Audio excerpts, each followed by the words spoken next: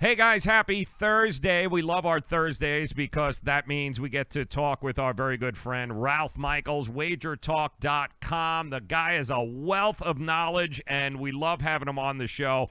And it's a big week. I mean, it's a real big week, not only in college football, but the NFL. We got a game tonight in the NFL. We got a game in college football. But Ralph, I want to start first and foremost with the college, the 10 conference championship games that we've got being played week 14 of this season. And I want to talk betting strategy to start with you, Ralph, because two schools of thoughts here.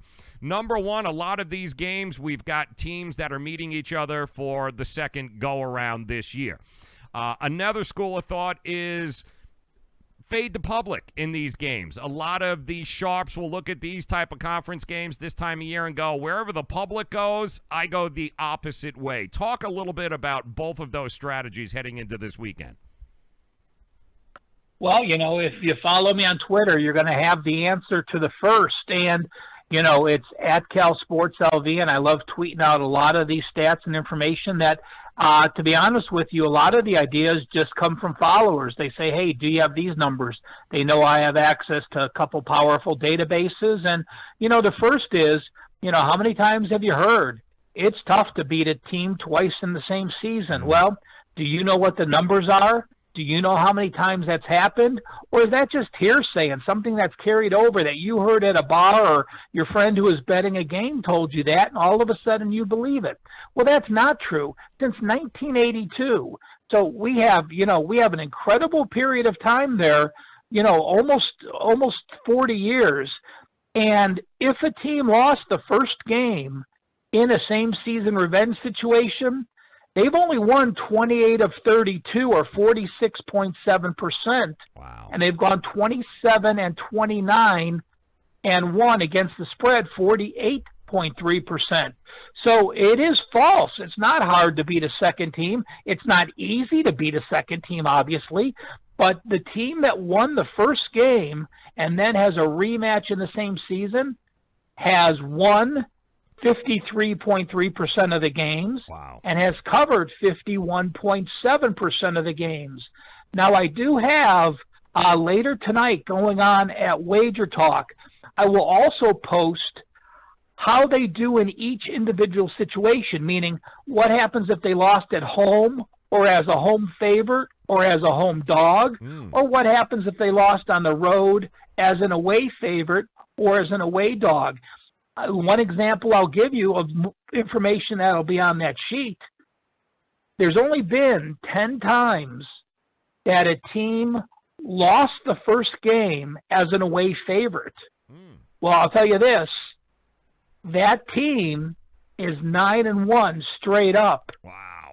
90% in the second meeting. So, again, there's a lot of great information. There's a situation that's 75% against the spread. So, you know, the numbers as a whole tell you 50-50. But then if you break it down into those situations, in fact, there are 6 rematches this week.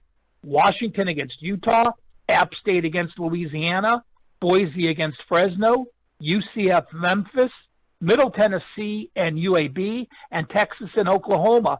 You know, we're talking 40 years, and we only had 60, Wow. and we have 6 this year, and we're not even to the bowls yet. The reason is this.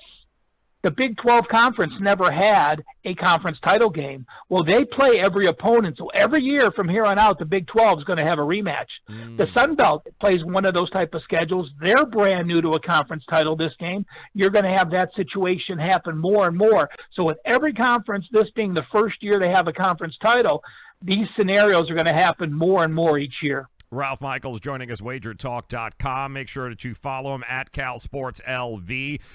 The data sheets he's talking about available at wagertalk.com. And, you know, the flip side to that, too, Ralph, is that there's less games this week, which means the public money is going to be concentrated in these 10 games that we're going to be looking at. And some schools of thought have it where, because it's such a concentrated amount of money being put in and spread out among those 10 games, that maybe one of the best ways to look at this is the public goes left, maybe you should go right. Here come the contrarians. You know, I am not fazed one way or the other. I know, especially in the NFL, and this week is sort of like an NFL week because, as you said, the action is concentrated on fewer games, like an NFL week where you only have so many games on a Sunday. But to me, I don't worry what the sharps bet. I don't worry what the public bet. I don't worry what my percentages are. I have enough confidence in my abilities, the way I handicap, that if I handicap a game and I like a team that's a public side, I'm going to release that same exactly the way I had it.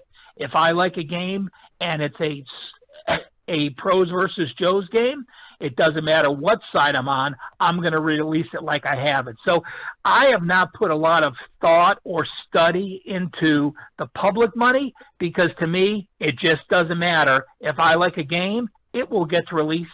I will play it that way, and it will get released to my clients that way. So important, too, that you say that, and it's so important for viewers and listeners to understand what he just said here is that there is more than one way to look and approach handicapping these types of games. There's nothing wrong with it if you look a lot at the pros versus the Joes, but understand somebody like Ralph Michaels goes, doesn't really matter to me because I've done enough of the research behind the scenes where I'm confident enough whether the public agrees with it or it's a contrarian bet doesn't really make a difference. So it's important, Ralph, especially for new bettors, to understand there's multiple ways to be able to approach handicapping, especially this weekend slate of games.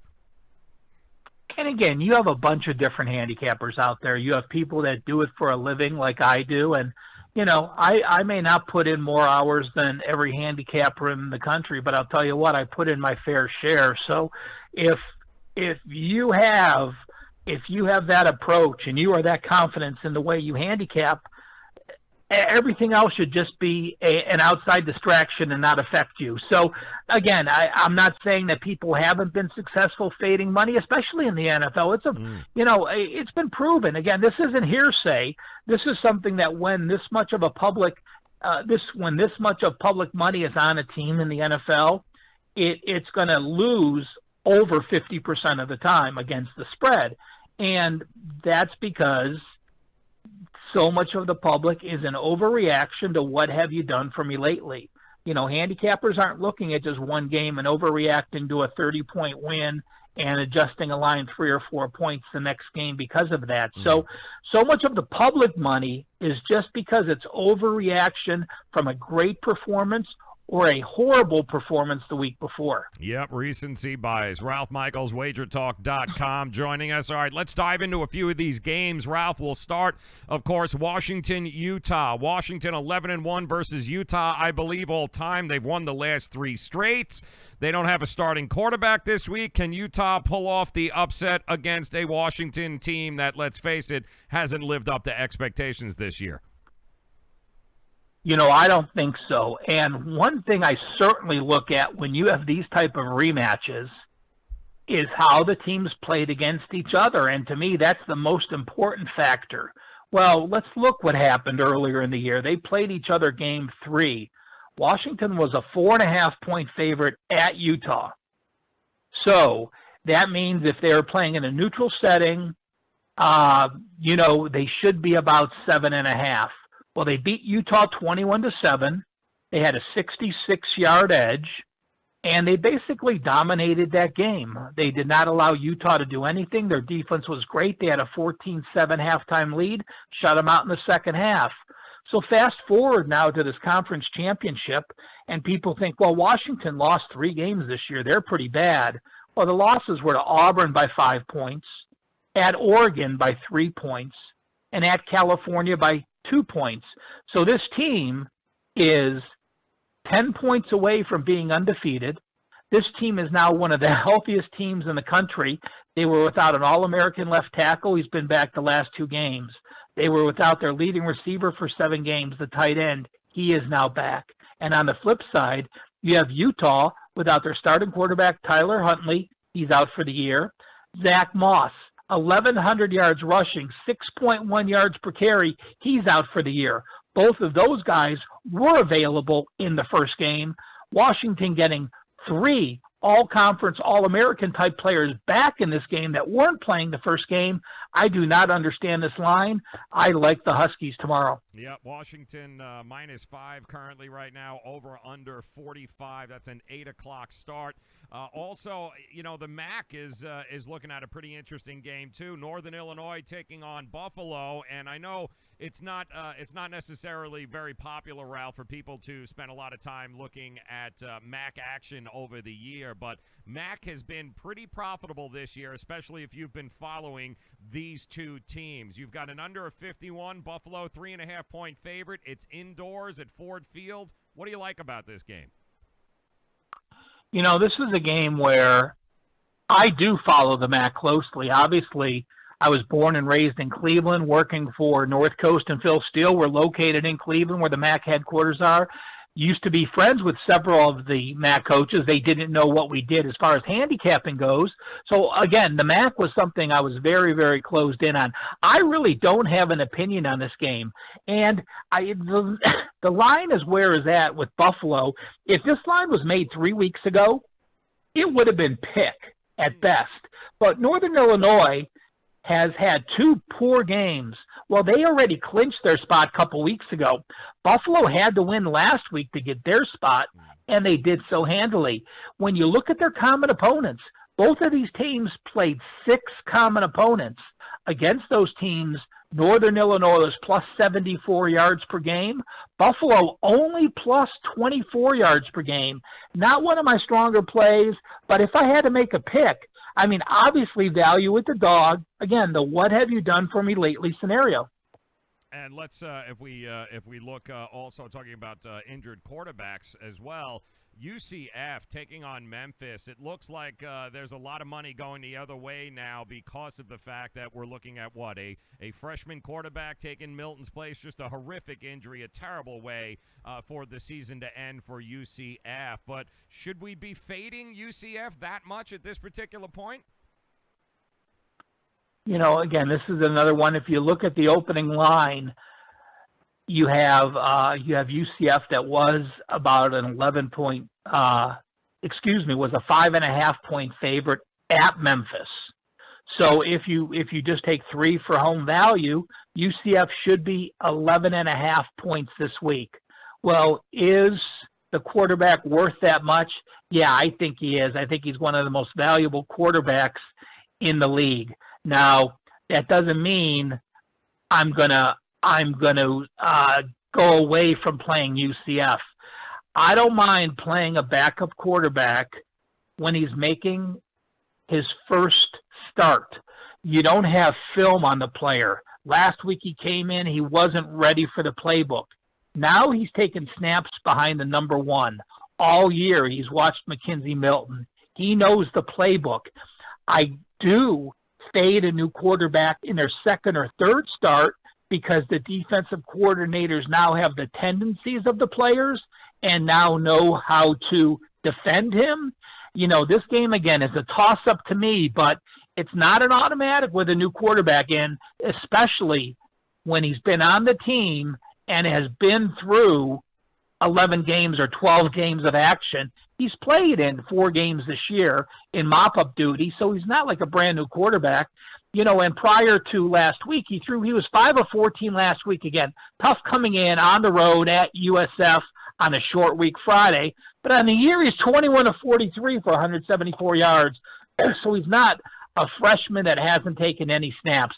I have the game as a toss-up. I think the line is right where it should be, and it's a game I'm just going to watch and enjoy. Yeah, currently right now, 61% of the spread bets are going the other way on Memphis. 63% of the money line wagers are also going in that direction, Ralph. So there's a lot of money being faded on UCF right now. 24 straight wins. That is all up for for grabs. That is all a possibility to end. But I think it's going to be a fun game to watch. And let me ask you, Ralph Michaels joining us, WagerTalk.com. Make sure that you guys follow him first and foremost. Cal Sports LV, a very educational follow. If you like numbers, if you like trends, you like stats that matter, Cal Sports LV is definitely the follow that you want to have on Twitter. Let me ask you this. What team do you think has the best chance at an upset? What underdog do you like the best this weekend? You know, I would say Texas. Again, this is another situation. Why is this line where it is? Texas, the line was basically the same. Texas won the first game. Texas handled them the first game pretty easily. Tom Herman, 12-1 against the spread as an underdog. Tom Herman, as an OC or an head coach, going back to 2011, his last year at Iowa State, then he was at Ohio State, 22-1 against the spread as a dog. You have now a situation, Oklahoma's defense, the last 3 weeks, has been the worst defense in all of football. You see that they gave up a season high to Oklahoma State, 640 yards. A season high to Kansas, 524 yards. They gave up 524 yards to Kansas at home. And then at West Virginia, they gave up 704 yards. This is, again, that scenario. It's hard to beat a team twice.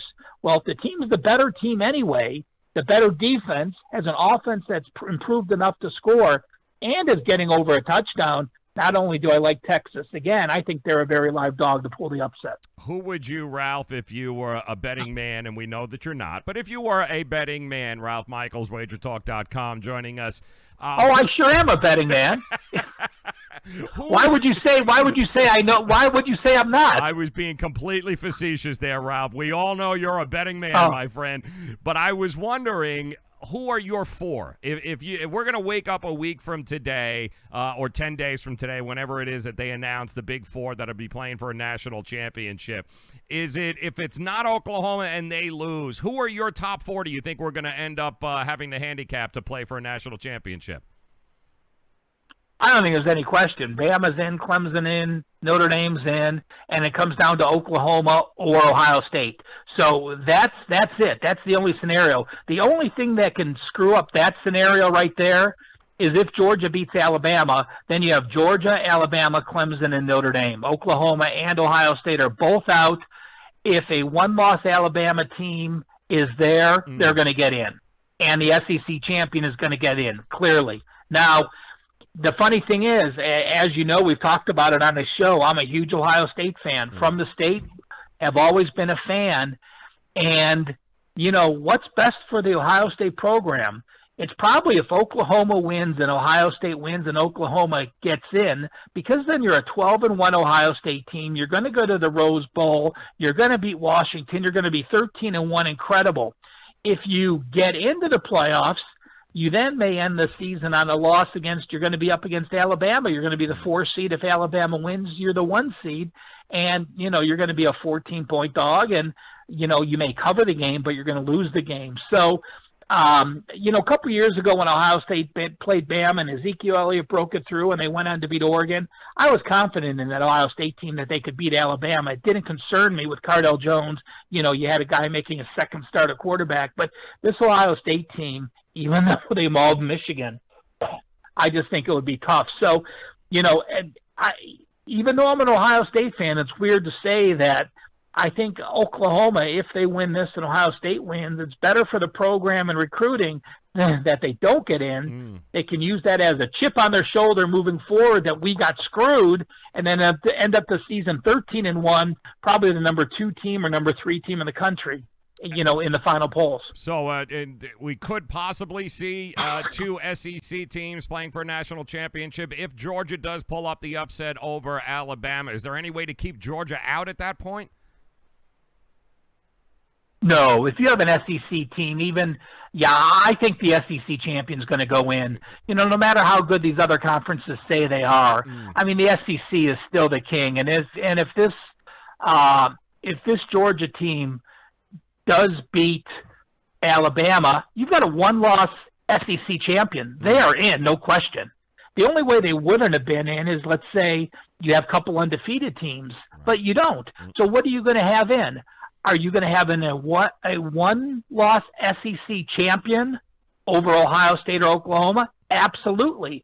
Are you going to have a one-loss Bama team over Ohio State or Oklahoma? Absolutely. It doesn't matter. I mean, to me, it's better for Alabama if they lost that game to lose it in the SEC champion, because you lost to the team that was the runner-up champion last year. So, yeah, if Georgia wins, they're both in, clearly. And then it's those two, Clemson and Notre Dame. If they don't, it's gonna come down to this. If Oklahoma wins, they play early. They play at noon Eastern. Ohio State plays at night. Georgia and the SEC championship plays at 4 o'clock. So when Ohio State kicks off at 8 o'clock, they're going to know exactly what Oklahoma did. They're going to know exactly what Georgia did. And if they have to try to run up the score and they have the possibilities, they will do so. If Oklahoma loses and Georgia loses, Ohio State knows all they have to do is win that game. So even within the day, you're going to have different scenarios where I would say you can play Ohio State or fade Ohio State. Again, if Oklahoma wins by 10, Georgia loses, Ohio State knows they have to have a power win by 20 or 25 over Northwestern to have a shot to get in. Again, it doesn't mean you can blow out an opponent, but if you have the opportunity to do so, they would in that case. I love that. Love that whole reasoning there. That's why we love talking to Ralph Michaels, WagerTalk.com. Make sure you guys head over to WagerTalk.com. Make sure that you check out the Cal Sports page, among all sorts of other things that Ralph is very, very good at doing. College basketball is very high up on that list, too. So make sure that when you head over to WagerTalk.com, make sure you check out the packages available from Ralph for not only his football, NFL, and college, but also his college basketball picks. Now let's talk some NFL here, Ralph, because let's start from betting strategies with the NFL. We have a very important game tonight to a couple of teams. We've got a couple of very important matchups this weekend for a whole bunch of teams, really, but betting strategy here. Revenge, cold weather this time of year. How do you approach looking at the NFL games this time of year, Ralph? You know, it really is more important to look at the injuries. Teams are beat up. There's teams that are putting people on the IR. There's teams that, you know, you may say, oh, they lost their offensive guard. Well, if they lost a second-string offensive guard and now they have a third-string offensive guard, that injury is much more important. So, you know, also there's times where, situations are just overrated. One example I have is teams that are playing a second straight road game in December. This is in December only against a division foe. They are over 66% all the way back to 2010, the last 9 years. So I think in the NFL, people have that mentality, well, it's late in the year. This team has to travel twice in a row. I'm gonna lean with the home team because they are fresher and didn't have to travel. Well, you know, you're playing a division foe, so you already know this foe. The preparation is much different. We see that in division games, the second division game, how much closer they are and how much less work you have to do because you know that team. And this is the NFL. You don't have to worry about traveling. I mean, it's probably more difficult for some of these people in LA to get from their house when there's rush hour traffic to the stadium than it is to go to the suburbs, hop on a jet and fly 3 hours to a division foe, watching a movie and having a healthy, luxurious meal in seats that are one seat per row. So, you know, travel in the NFL is not travel. You know, when you want to talk about some college football or college basketball traveling situations, I'm all for that. But again, road teams are overrated in the NFL, and late in December, don't be worried about playing those back-to-back teams. And again, when you're looking at weather, I mean, weather's going to affect totals. You're going to see these totals start to really fall, and snow or rain shouldn't really affect your handicapping. Quarterbacks aren't affected by snow or rain. It's the wind. When you see that wind starting to get over 15 or 20 miles an hour in an NFL game, that's when you automatically want to start looking at the under. You know, if there's 25-mile-an-hour winds and the line hasn't adjusted, it would be an automatic play for me to bet the under because those type of situations are so difficult. And also, if there's 25-mile-an-hour winds and the line already has moved 4 or 5 points, don't play the game. If you're not on top of the information, do not bet a bad line. It's better to leave a winner off than it is to put a loser on. If you go 1-1, you're losing the juice. You're losing 10% off. Just if there's a question, if the line moves too much, just pass. Don't play the game. And try to be on top of the line move for the next situation. Yeah, well, so, I mean, some days the best bet you make is the one you don't make. So not everything needs to be bet, even at this time of year. Ralph Michaels joining us, WagerTalk.com. All right, let's start with tonight. And this is another one of these reasons that following Ralph on Twitter is so much fun. It's just knowledge is power. You get so much knowledge from following him at Cal Sports LV. And, Ralph, you had a very interesting post about an hour or so ago regarding tonight's game. Lay it out for the listeners and the viewers what history is looking at tonight between the Saints and the Cowboys. Well, when an NFL team gets hot, we saw the Patriots do it a few years ago. We see a lot of teams. Joe Public likes jumping on the team, and Vegas makes adjustments. So it's very, very difficult to find a team that's going to win and cover 5, 6, 7 games in a row. Again, because scheduling, because Vegas starting to give them inflated lines. And, a line may be 3 or 4 points higher than it would have been before that win streak, especially if they're playing a team that's on a losing streak. Well, since 1989, no NFL team has gone 10-0 straight up in ATS. There are 5 teams that covered 9 straight games, like the New Orleans Saints have. It was the 92 Chargers, it was the 2003 Eagles, the 2012 Saints, the 2014 Chiefs, and the 2016 Cowboys. Remember how we were all in love with Dak Prescott and Ezekiel Elliott and what they did. Well, of all those teams, no team has ever gone 10-0 straight up in ATS. Wow. The Saints would be the first if they do so tonight. Wow, big game. 7.5 and 8 is what the spread is looking like, depending on the book that you're looking. Over 52.5. Do you have a feeling one way or the other in the game tonight, Ralph? Are you leaning one way or the other? Well, I am not. It's a game I'm going to enjoy watching. I will throw out another stat, and when you have teams that are a 7-point home dog, like Dallas is tonight, since 1989, those teams are 23-65 over/under. So that means 73.9% of the games have gone under the total. Well, why is that? Well, you have a team at home playing in front of their fans, playing an opponent that obviously, if you're a 7-point road dog, you are playing good football. So what do? You don't want to make mistakes. You try to slow the pace down. You maybe run the ball. You don't want turnovers, so you become a little more conservative. So, if someone wants to play this game and want to have fun with it, my suggestion would be this. I love the way the Saints are playing.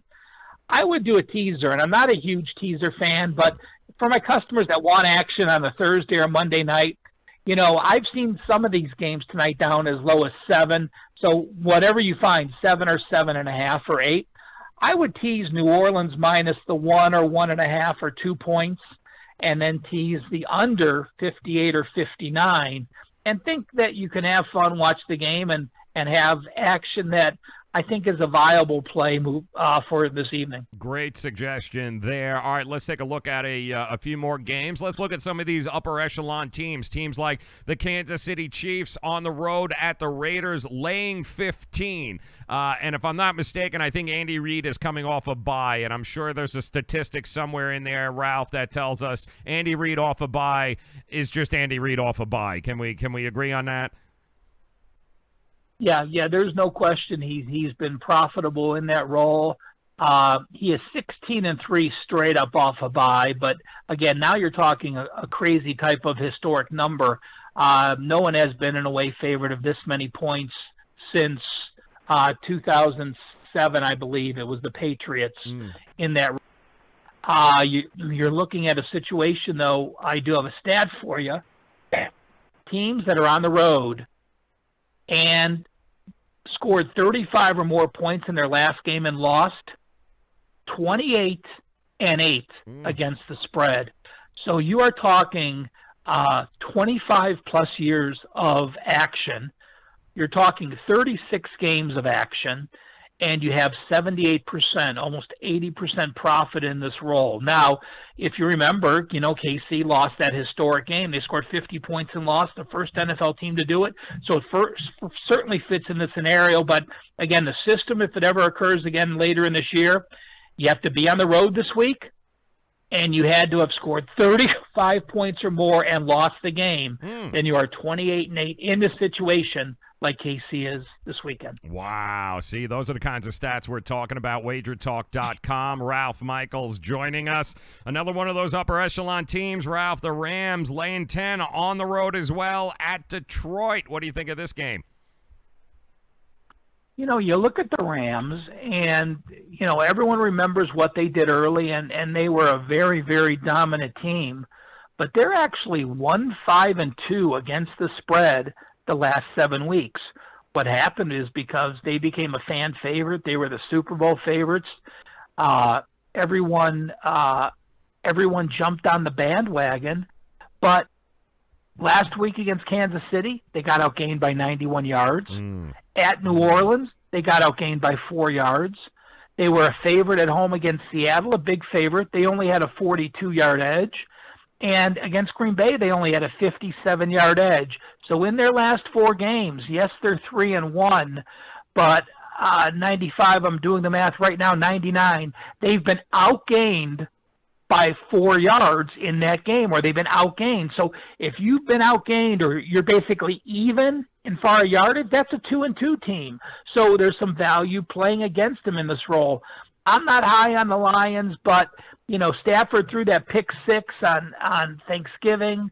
They have the extra couple days of rest, and to me, this is their season. And if Detroit's going to show up at all in the way the Rams are playing and not blowing people out recently, again, the last 4 weeks, the biggest win was 5 points. I would lean with the home team. Gotta ask Ralph Michaels. It would just be blasphemous of me not to mention the Cleveland Browns. And here come the Browns, fresh off just a ass whooping of the Bengals here, heading to Houston. Houston laying 6 in this game. Are the Browns for real, Ralph? Are we starting a new trend of possibly winning streak here? Well, this team is still building, and as a Cleveland fan, as I mentioned, and I like the scenario they're going to be in moving forward. But Houston is about, for a team that's won 8 straight games after losing their first 3, coming into the year, Houston had the longest streak in the NFL. If you go back to last season, they had lost 6 or 7 straight, and now they have the longest win streak, so they completely flipped from being the worst to being the best. But the situation to me is, even in that span, they're only plus 39 yards per game. Yes, they beat Tennessee by 17 points. They had 6 sacks in that game. They had 5 sacks against Washington. They had 4 sacks against Jacksonville, and in fact, they've had 4 or more sacks in 5 games this year. Well, the Browns over the last 4 games have only given up a total of 4 sacks. Baker Mayfield is very mobile, doesn't get his team in a bad situation where he gets sacked or penalties.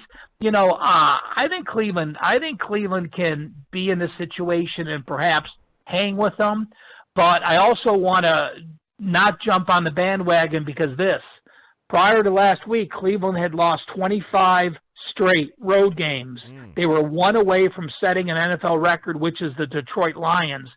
Just because you beat the worst team in football right now, Cincinnati, on the road, doesn't mean you could play a second straight road game in a dome situation that's very loud against two of the best defensive rushers in the country with Watt and Clowney.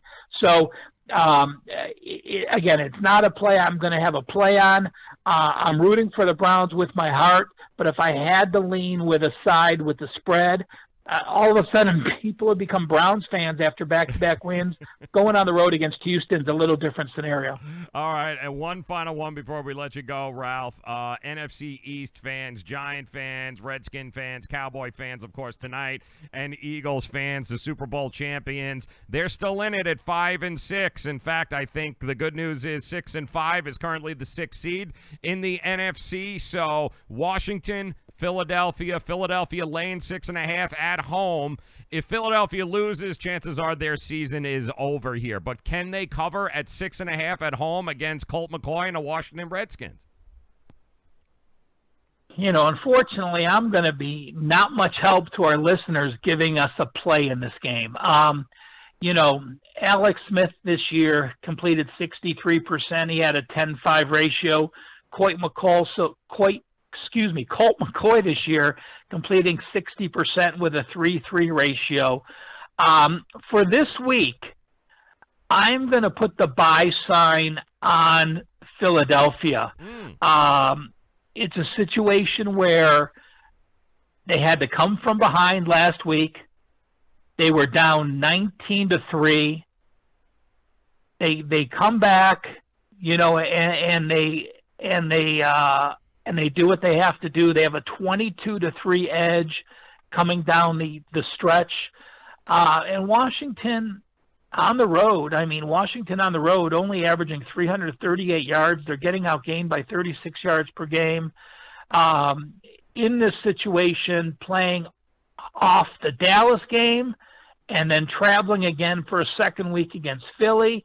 You know, I talked about don't over-adjust the line too much because you're traveling. The one thing traveling does do is give you a short week of practice.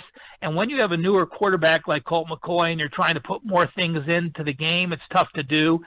I'm going to say the comeback for Philly was a godsend for at least this week, and we'll see what happens moving forward when they go to that rematch at Dallas the next week. There you go. All right, you can reach them, guys. It's very simple. All you have to do, head over to wagertalk.com, pull down the roster of handicappers. You'll see the Cal Sports page. Check it out. He's got some plays this weekend for you. Make sure you check out his college basketball plays. Don't forget, he joins us Tuesday here on the show where we talk nothing but college basketball. But do yourself a favor. Head over to wagertalk.com right now.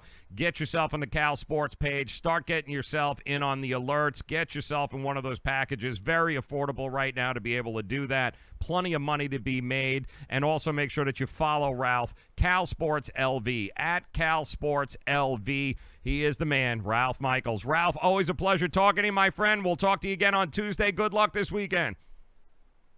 Thanks, Joe. Looking forward to it. You got it. Ralph Michaels, wagertalk.com. Make sure you guys head over there right now. Get yourself hooked up with one of the packages, especially college basketball. He's got some plays this weekend that you may want to take a look at as well. But do yourself a favor. Sign up with wagertalk.com. Make sure you get to Ralph Michaels' page.